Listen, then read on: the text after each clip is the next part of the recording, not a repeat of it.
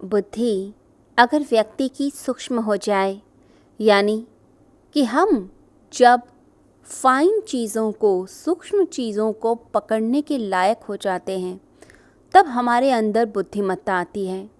बहुत से लोग ऐसे होते हैं जो स्थूल बुद्धि वाले होते हैं, यानी कि मोटी बुद्धि जिन्हें कहा जाता है।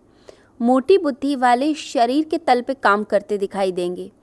उनका शरीर बड़ा ही इस प्रकार से बना होता है जिसे कहते हैं ताकतवर शरीर। अब वो जो ताकतवर शरीर है वो बड़ी से बड़ी चीज़ों को उठा लेता है, बड़े से बड़े काम कर लेता है, परंतु उनसे अगर कुछ ऐसी चीज़ें पूछ ली जाएं जिसमें विजडम की ज़रूरत पड़ती है, बुद्धिमत्ता की ज़रूरत पड़ती है, तो वो व्यक्ति उसका आंसर नहीं दे पाता। कई बार कोई पतला दुबला व्यक्ति उस चीज़ का उत्तर दे देता है, समाधान दे देता है, जो एक व्यक्ति जो पहलवान जैसा लगता है, बलिष्ठ लगता है, जिसके शरीर में ताकत है, वो उसका जवाब नहीं दे पाता। तो बुद्धि को सूक्ष्म करना यहाँ गीता में बताया गया।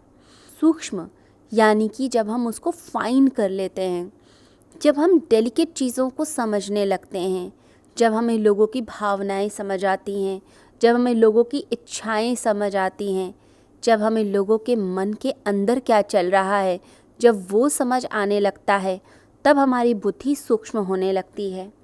अभी बुद्धि क्या है? अभी बुद्धि स्थूल को पकड़ती है, फिजिकल को पकड़ती है।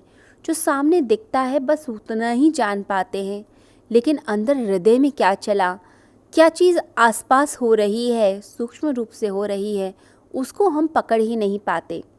लोग शरीर के तल पर ही जीते हैं और शरीर के विषय में ही सोचते हैं। जिन लोगों के अंदर सिर्फ शरीर भाव ही है कि खाया पिया और सो गए मज़े से, यानी कुछ भी और नहीं करना, ना कोई ज्ञान, ना कोई पोएट्री, ना ही कोई ऐसी चीज़ जो आपकी बुद्धिमत्ता को बढ़ाती हो, ज्ञान को बढ़ाती हो। बस एक स्थूल जगत में ही रहना, खाया पिया और मौज कर लिया। शरीर के तल पे रहने वाला व्यक्ति शरीर जैसा ही हो जाता है, यानी उसकी बुद्धि वो भी स्थूल रह जाती है, मोटी ही रह जाती है। जब हम शरीर के तल से ऊपर उठने लगते हैं, यानी हम प्राणिक लेवल पे आने लगते हैं, तो प्राणों के तल पे आने से जब हम अपनी सांसों पे कंसंट्रेट कर रहे हैं, हम प्राणायाम करते हैं, उस समय हमारी बुद्धि प्राणिक एनर्जी को, प्राणों को, प्राण साधना को समझने लगती है, आसपास के एनर्जी लेवल्स को समझती है। ऐसा व्यक्ति जो होगा वो दूसरे के अंदर किस तरह से एनर्जी उठती है, पॉजिटिव या नेगेटिव, वो उस बात को तुरंत पिक कर लेता है। वो लोगों का आभा मंडल देखने लग जाएगा। उसकी आसपास जो इलेक्ट्रोमैग्नेटिक फील्ड फैली हुई है, उस इलेक्ट्रोमैग्नेटिक फील्ड को समझने लग जाता है। हम जिस प्रकार की बुद्धि वाले होते हैं, हम उसी तल तक पहुंच पाते हैं जो सिर्फ धन कमाने में ही लगा है कि मैं कितना धन कमा लूं, कैसे चोरी करके कमा लूं, बेईमानी करके कमा लूं। उस व्यक्ति की बुद्धि स्थूल बुद्धि, मोटी बुद्धि ही रह जाती है। जिसकी ज़िंदगी सारी अकाउंट्स में बीती हो, धन में बीती हो, धन कैसे मिल जाए, कैसे भी प्राप्त हो जाए, वो मोटी बुद्धि का इंसान कभी परमात्मा तक नहीं पहुंच सकता। पहुंचेगा कैसे? क्योंकि उसने अपने आप को परिष्कृत नहीं किया, रिफाइन नहीं किया, अपनी बुद्धि के लेवल को ऊंचा नहीं उठाया। अभी वो सिर्फ फिज़िकल लेवल पे जीता है।